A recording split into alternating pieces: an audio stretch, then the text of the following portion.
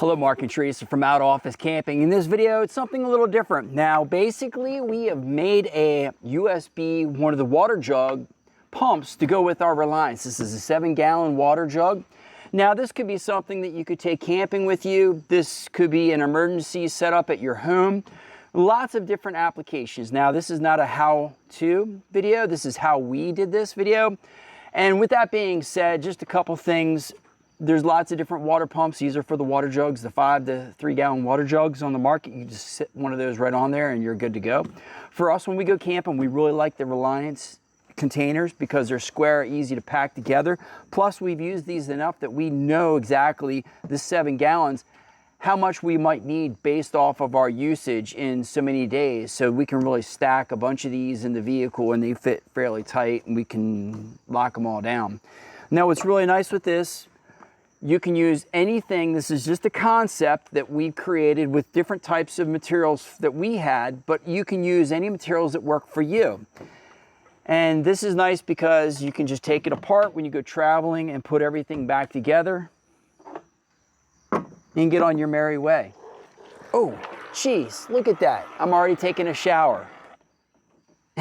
And with that being said, let's get into the video at the end. I'm gonna go ahead and talk about some of the pros and cons with this setup and just a couple things that you should know. All right, let's get started. Here we have the electrical Schedule 40 PVC pipe, 1.5 inches. And then what I've done is picked up a bunch of the reusable caps. Now, notice this is the flange out. This actually will slide on to the flange out portion of this pipe. So I have that slid on, and then with the USB pump, it pretty much will sit just about in there. What I'll do is actually take probably some tape or electrical tape and run it around there. So because inside here you have this little hole which then sits into that hole and makes it somewhat snug, but not exactly super tight. Well, that way it just will decrease the wobble. The other thing that I've done is checked the water tanks, and the water tanks are about 15 inches. Sorry for my shadow. Right now I'm actually just doing 15 inches off the bottom of this, so I'll cut the pipe at 15 on this and see how that works and go ahead and set that in there, and we'll go from there.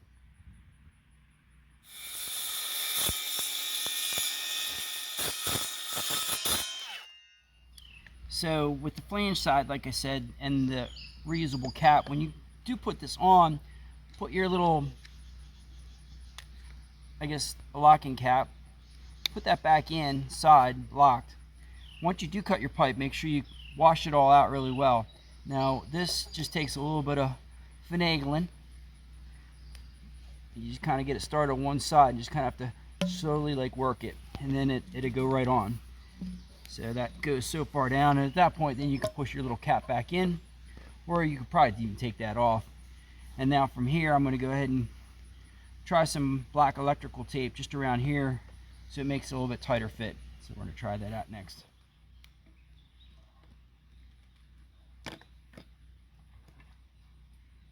Now you can always add too much and just take off what you need, or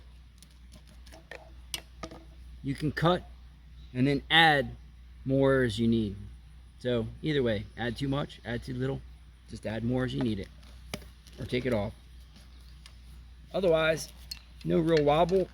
Maybe I could add a little bit more and that would make it a little bit snugger. But so far pretty good with that. So next I'm gonna go ahead and fit it in the water tank and see how it sits. So just a quick recap, we cut the pipe 15 inches from the bottom of this down. As you can see, we have about a finger space here, so you could actually cut that a little shorter. Now, thought maybe doing a little cutout in the back would make sense, but the reality is when you go ahead and try to slide that in there, it's just going to fall out. So, you know, there's really no point to do that while it seemed like a great idea, unless you like rubber band it. But the reality is it's going to sit there. There's not enough weight sitting on top of it. It's going to cause it to really like lose pressure. And you could probably easily cut a hole further up, so as you're feeding the little pipe down, you could actually just place it through that which maybe we'll try that next. So I was able to get everything drilled and put back in. I used a 29/64 drill bit, which I happen to have. Basically, whatever drill you use, you just want to be mindful that you can fit this little piece of white plastic through with that bend, and then also that you have it close to the bottom, but not to the bottom where it's going to possibly break it. If you need to go larger with the hole, you can. But this worked out perfectly. Plus, you can see with the angle, it's kind of already shooting it down, and it won't get pinched when it's sitting basically at the, at the bottom of the tank, which is really nice.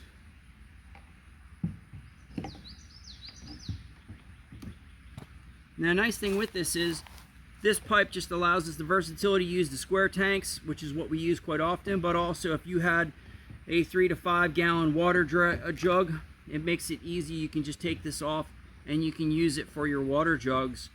Just maybe do a quick rinse once through, but this is really nice for the versatility of the square jugs, and definitely allows us to have that power on the go with the pump instead of trying to turn the tank up and down. So this would be great for off-grid camping. If you lose power at your home and you have some of these, we do find the square jugs are easier to pack and store and travel with for us because of the shapes and sizes. But this is a really simple solution. I'll go ahead and put all the descriptions in. I know that Dometic has one that's really nice, which has a magnetic base, which is a little bit more universal with the way the line feeds. So if you're doing like a van build or something like that, this line feeds out through the middle, so you almost have to have like a jug for it to sit on. The Dometic is nice because it feeds out the back.